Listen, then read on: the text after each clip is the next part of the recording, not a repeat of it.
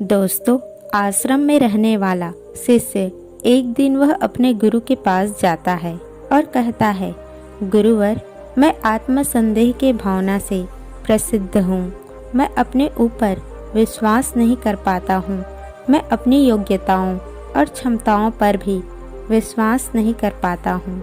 मुझे अपने लक्ष्य पर भी भरोसा नहीं कि मैं उन्हें पूरा कर पाऊँगा। मैं हर दिन हर काम के लिए खुद पर संदेह करता हूँ। कई बार मेरे आसपास के लोग मुझे प्रोत्साहित करने का प्रयास करते हैं कि मैं योग्य हूँ और कुछ भी कर सकता हूँ, लेकिन मुझे उनकी बातों पर भी संदेह होता है। किसी भी बड़े और कठिन कार्य को करने से पहले मैं खुद को बहुत समझाने का प्रयास करता हूँ कि मैं उस कार्य को कर सकता हूँ, लेकिन जैसे ही उस कार्य को करने का समय नज़दीक आता है, संदेह और डर मेरे ऊपर हावी हो जाता है और मैं उस कार्य को खराब कर देता हूँ और लोगों के बीच हंसी का पात्र बन जाता हूँ। गुरुवर, आप मुझे स्वयं पर विश्वास करने की शक्ति के विषय में कुछ बताइए और इस आत्मसंदेह की भावना को खत्म करने के लिए मेरा मार्गदर्शन कीजिए। गुरु ने अपने शिष्य की बात पूरे ध्यान से सुनी और फिर कहना शुरू किया, अगर तुम्हें अपनी बाहरी दुनिया को जीतना है या फिर बाहरी दुनिया में कुछ भी हासिल करना है, तो सबसे पहले तुम्हें अपनी आंतरिक दुनिया को जीतना होगा। और खुद के आंतरिक दुनिया को जीतने के लिए तुम्हें अपने अंदर की विश्वास को मजबूत बनाना होगा, क्योंकि जब तक तुम खुद पर विश्वास करना नहीं सीखते, तब तक तुम्हारे आसपास के लोग भी तुम पर विश्वास नहीं करेंगे। एक बात हमेशा याद रखो, दूसरे लोगों पर विश्वास करे या ना करे, तुम्हें अपने ऊपर विश्वास होना चाहिए। क्योंकि अगर दूसरे लोगों को तुम्हें विश्वास नहीं है और तुम्हें अपने ऊपर विश्वास है कि मैं कुछ अच्छा कर सकता हूँ, ये तुम्हारे लिए बहुत अच्छा है। हम इंसानों के पास बहुत अच्छी शक्ति है और वो है विश्वास करने की शक्ति। हर अलग अलग इंसान हर परिस्थिति को अपने नज़रिए से देखता है और वो यही शक्ति है। जिस तरह से हमारे विश्वास होंगे, उसी नज़रिए से हम अपने आसपास की घटनाओं को देखेंगे और हमारा आत्मविश्वास भी उसी तरह का होगा। इसे एक छोटी सी कहानी से समझेंगे। एक बार एक राजा ने 2 पक्षी खरीदी। फिर उसने अपने माली से कहा कि उन दोनों पक्षियों को उड़ाना सिखाइए। कुछ दिनों बाद माली ने देखा कि उन दोनों में से एक पक्षी ने तो उड़ना सीख लिया, लेकिन दूसरा पक्षी उड़ नहीं पा रहा था। वो पक्षी बस एक पेड़ के डाली पर बैठा रहता। माली उस पक्षी को उड़ाने की बहुत कोशिश करता था, लेकिन कोई भी फायदा नहीं हुआ। एक दिन जब दोनों पक्षियों को आसमान में उड़ते राजा ने देखा, तो वो बहुत आश्चर्य में पड़ गए। उसने माली से पूछा कि तुमने ऐसा क्या किया? इनमें से केवल एक ही पक्षी उड़ता था, दूसरा बिल्कुल भी नहीं उड़ता था, तो तुम दूसरे पक्षी को उड़ाना कैसे सिखाया? माली ने उत्तर दिया कि मैंने उसे उड़ाने के बहुत ज़्यादा प्रयास किया, लेकिन वह फिर भी नहीं उड़ा। इसीलिए मैंने उस डाली को ही काट दिया जिस पर वो बैठता रहता था। उस दिन के बाद से धीरे धीरे उसने उड़ना सीख लिया। कहानी खत्म करने के बाद गुरु ने कहा कि यही हालात इंसान की भी है। इंसान अपने दुखों से और अपने परेशानियों से चिपका रहता है। वह अपने आराम क्षेत्र में बैठा रहता है और फिर कहता है कि मैं ये नहीं कर सकता। अगर तुम किसी चीज़ के लिए प्रयास करोगे ही नहीं, अगर तुम आगे अपना काम करोगे ही नहीं, तो फिर तुम्हें परिणाम भी नहीं मिलेंगे। ज़्यादातर लोग बस बैठे ही रहते हैं और फिर ये सोचते हैं कि उन्हें विश्वास करने और सोचने से सब कुछ मिल जाएंगे, लेकिन ऐसा नहीं है। अगर तुम्हें विश्वास है कि तुम अच्छा कर सकते हो तो तुम्हें एक काम भी करना पड़ेगा। याद रखो, अपने आराम क्षेत्रों में फंसे रहना और सिर्फ सोचते रहना हमारे ज़िंदगी को बर्बाद कर देता है। जब भी किसी इंसान की ज़िंदगी में कुछ बुरा होता है तो वो नकारात्मक सोचना शुरू कर देता है और उस समय उसका स्वयं पर बिल्कुल भी नियंत्रण नहीं होता है। फिर वह ना तो स्वयं पर विश्वास करता है, ना दूसरे लोगों पर भी विश्वास करता है और ना ही इस ब्रह्मांड की शक्ति पर विश्वास करता है। और यही उसकी सबसे बड़ी गलती है। ऐसी परिस्थिति में इंसान सिर्फ दो चीज़ें कर सकता है। पहली, या तो हार मान ले और उन विश्वासों को स्वीकार कर ले और खुद पर, लोगों पर, वो ब्रह्मांड पर विश्वास करना बंद कर दे, या फिर वो इस दुख को खत्म करने का रास्ता ढूंढे। उस समय उसके पास इन दो रास्तों के अलावा कोई तीसरा रास्ता नहीं होता। अगर तुम अच्छा सोचोगे, अगर तुम सकारात्मक सोचोगे तो उससे होगा ये, तुम्हारा दिमाग तुम्हारी समस्याओं का समाधान खोजना शुरू कर देगा। जब हम नकारात्मक सोचते हैं तब हम चिंता और तनाव से भर जाते हैं, जिससे उस समय ना तो हम सही निर्णय ले पाते हैं और ना ही सही तरह से काम कर पाते हैं। इसलिए जब व्यक्ति दुखी होता है तो वो और भी गलत काम करता है, उसके प्रयास और भी ज़्यादा गलत हो जाते हैं। हमारे दिमाग में इतनी शक्ति है कि वो किसी छोटे सपने को भी बिल्कुल सच कर सकता है। जब हम अपने लक्ष्य के बारे में, अपने उद्देश्य के बारे में पूरी तरह से सोच लेते हैं, यानी जब हम निर्णय लेते हैं कि यही मेरा लक्ष्य है और उसके बाद हम बिल्कुल भी यहाँ वहाँ नहीं भटकते, तो हमारा दिमाग उस सपने को सच मानना शुरू कर देता है, उस पर काम करना शुरू कर देता है, क्योंकि अब हमारा ध्यान सिर्फ उसी एक चीज़ पर है। लेकिन अगर हम हर दिन बदलते रहेंगे तो फिर हम कहीं भी नहीं पहुंचने वाले। जिस चीज़ को हमारा दिमाग पूरी तरह से स्वीकार कर लेता है, वह चीज़ किसी न किसी रूप में पूरी हो जाती है। अगर तुम ये विश्वास कर लेते हो कि तुम अपने लक्ष्यों को पूरा करने में सफल रहोगे, तो तुम्हारा विश्वास उस चीज़ को सच बना देगा। लेकिन अगर तुम्हारे मन में कोई संदेह रहता है, अगर तुम अपने ऊपर विश्वास नहीं कर पाते, अगर तुम इस ब्रह्मांड की शक्ति पर भी विश्वास नहीं कर पाते, तो फिर मेरी बात मान लो, तुम निश्चित रूप से असफल होने वाले हो। और तुम्हारी असफलता का एक बहुत बड़ा कारण ये है कि तुम अपने ऊपर, इस ब्रह्मांड की शक्ति के ऊपर बिल्कुल भी विश्वास नहीं करते। कहने का मतलब ये है कि तुम्हारे जीवन में नकारात्मक परिस्थितियाँ कई बार आए होंगे, लेकिन ये तुम्हारे ऊपर निर्भर करता है कि तुम कैसी प्रक्रिया दो। या तुम थोड़ी देर के लिए दुखी होकर उसके बाद ये समझ सकते हो कि मुझे अच्छा सोचना है, तब मैं इस समस्या का समाधान खोज सकता हूँ।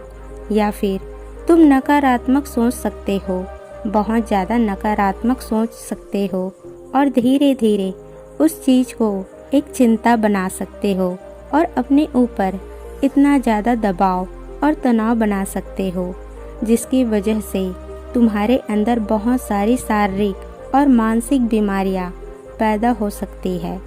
इसलिए जिस तरह से उस माली ने 2 टहनी काटी थी, इसी तरह तुम्हें भी अपने नकारात्मक विश्वासों को धीरे धीरे काटना होगा, जिससे तुम दोबारा उसी नकारात्मक विश्वास पर जाकर बैठ जाओ।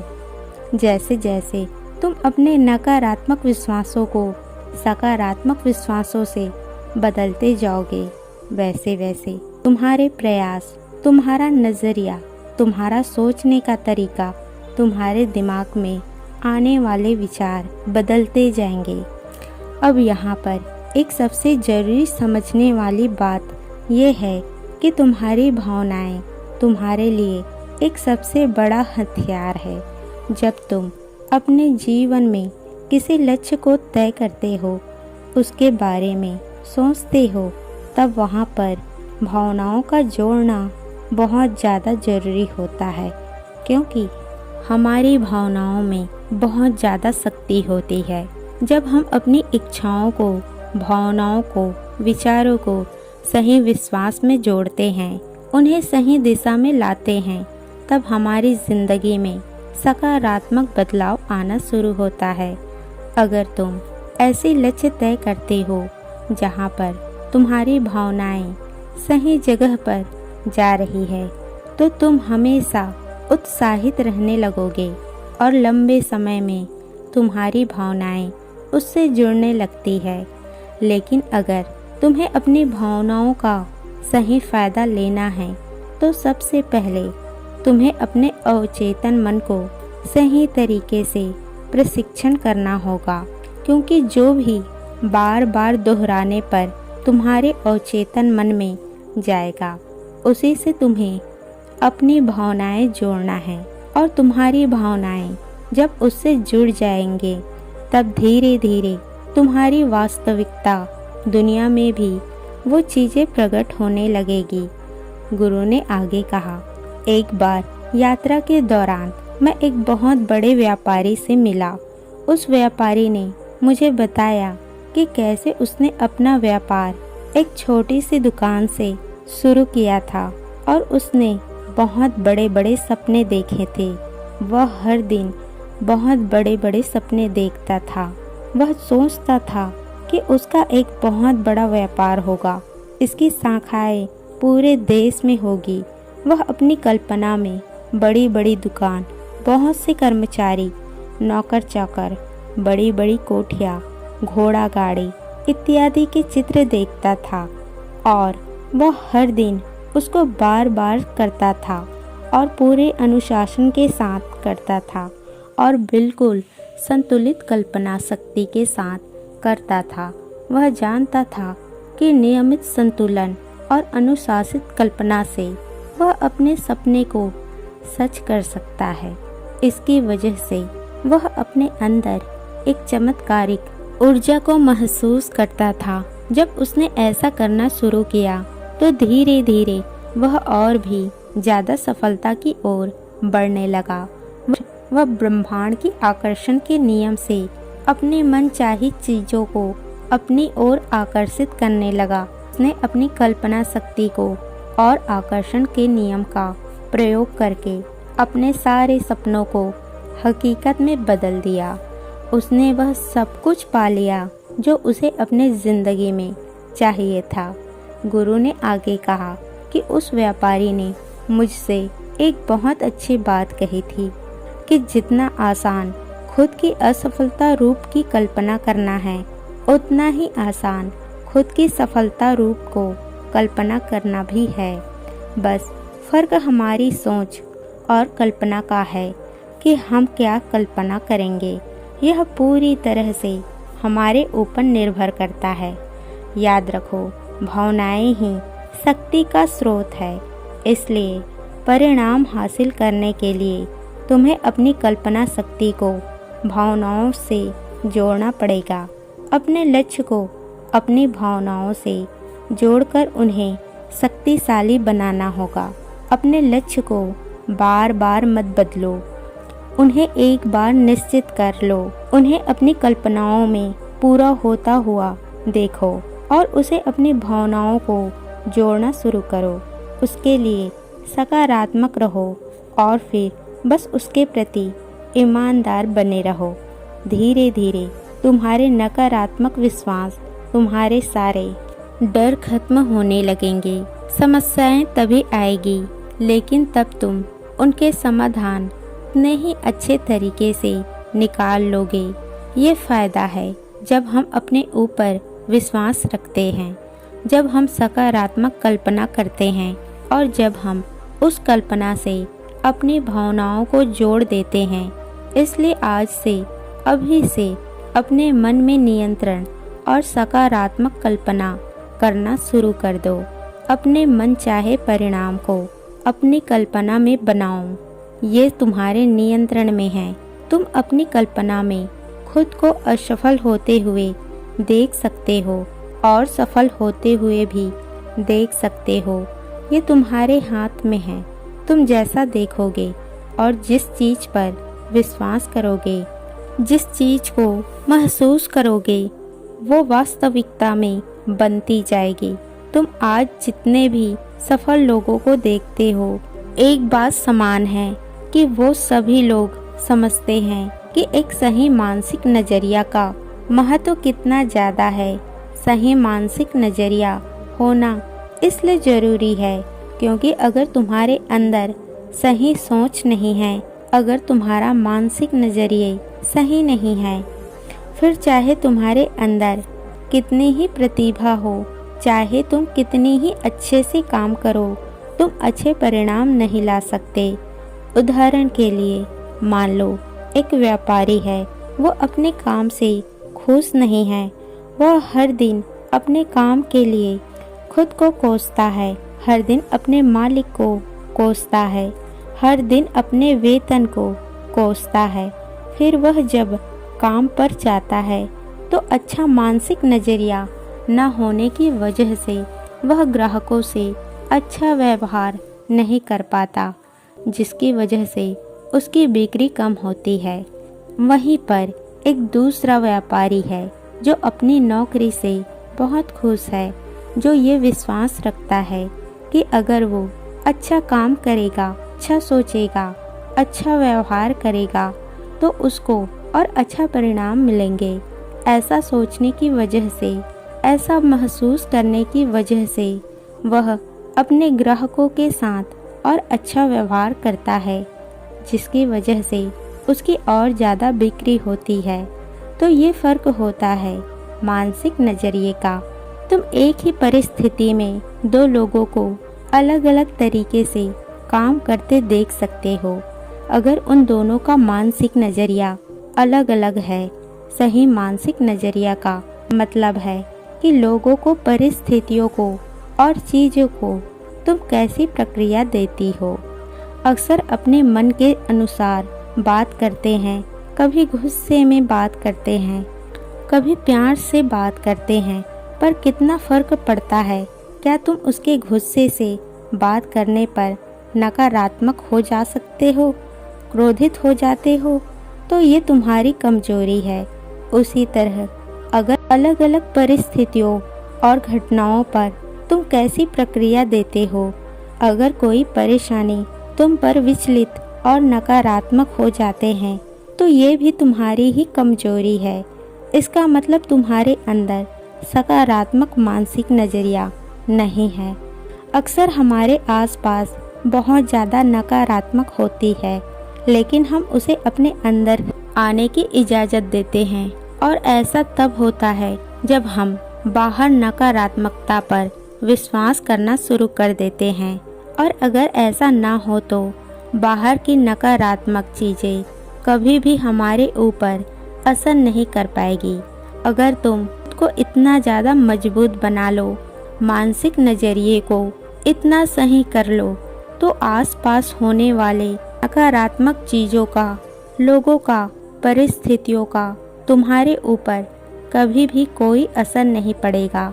विश्वास में कितना शक्ति होती है, इस कहानी से समझो। एक बार एक सेठ था जिसको एक बीमारी थी। उसके फेफड़ों में, उसके शरीर में ये बीमारी बहुत ज़्यादा बढ़ चुकी थी। जब बहुत उपचार करने के बाद भी कोई फ़ायदा नहीं हुआ, तो उसके बेटे ने अपने पिता का उपचार करने का निश्चय किया। उस सेठ का बेटा एक जगह पर गया और जब वहाँ से वापस आया तो उसने अपने पिता से कहा, मैं एक प्रसिद्ध साधु से मिला था जिसने मुझे ये तावीज़ दी है, पर इसके बदले उसने मुझसे 50 सिक्के सोने के लिए हैं। लेकिन सेठ के लड़के ने उस ताबीज़ को एक बाजार से खरीदा था। वह एक साधारण चांदी की ताबीज थी, लेकिन उस लड़के ने अपने पिता को बताया कि यह एक बहुत शक्तिशाली ताबीज है। इसको छूने से ही बहुत से लोगों की बड़ी बड़ी बीमारियां ठीक हो गई है। और उस लड़के ने अपने पिता के विश्वास को यहाँ पर जीत लिया। उसके पिता ने ताबीज को उसके हाथ से लिया और प्रार्थना करने लगा, और वह प्रार्थना करते करते ही सो गया। अगली सुबह सब हैरान रह गए जब चिकित्सकों ने निरीक्षण करके ये बताया कि अब वो बिल्कुल ठीक हो चुका है। अब तुम मुझे बताओ कि वो इंसान ठीक कैसे हुआ, उस ताबीज से या फिर अपने विश्वास की शक्ति से। उसका विश्वास और उसकी भावनाएं एक दूसरे से जुड़ गए और वो बिल्कुल ठीक हो गया। उसको कभी भी ये पता नहीं चला कि उसके साथ ये प्रयोग किया था। अगर उसे पता चल जाता तो वो दोबारा से बीमार पड़ जाता। वह पूरी तरह से स्वस्थ रहा और फिर उसके बाद कई सालों तक जीवित रहा। विश्वास में कितनी ज़्यादा शक्ति होती है ये तुम सच्ची कहानी से समझ सकते हो। ये विश्वास ही है जिसकी वजह से लोगों की ज़िंदगी में बड़े बदलाव आए हैं, और तुम भी विश्वास की शक्ति का प्रयोग कर सकते हो। इसकी शक्ति से जीवन में कुछ भी हासिल कर सकते हो, क्योंकि विश्वास से कुछ भी किया जा सकता है। आज की इन बातों और कहानियाँ से तुम्हें समझ आया होगा कि विश्वास कितना ज़्यादा शक्तिशाली है। ये हमारी बीमारियों को ठीक कर सकता है। ये हमारे ज़िंदगी में बड़े बड़े बदलाव ला सकते हैं। इसलिए विश्वास की शक्ति का प्रयोग करना शुरू करो। इसका प्रयोग करने के लिए तुम्हें कल्पनाओं का, सकारात्मक विचारों का, अपने भावनाओं का सहारा लेना होगा और धीरे धीरे अपने नकारात्मक विश्वासों को खत्म करना होगा। और एक दिन तुम्हारे नकारात्मक विश्वास खत्म हो जाएंगे और तुम अपने ऊपर और इस ब्रह्मांड की शक्ति के ऊपर विश्वास करने लगोगे, और तुम्हें बहुत ही अच्छे परिणाम भी मिलेंगे। इतना कहने के बाद गुरु ने अपनी बात समाप्त की और ध्यान से शिष्य की आंखों में देखा, और उस शिष्य की आंखों में विश्वास दिखाई दे रहा था। गुरु ने समझ गए कि जो बात वो शिष्य को समझाना चाह रहे थे वो बात शिष्य ने समझ ली है। इसके बाद उन्होंने शिष्य को वहाँ से जाने की आज्ञा दी और खुद आंख बंद करके ध्यान में डूब गए।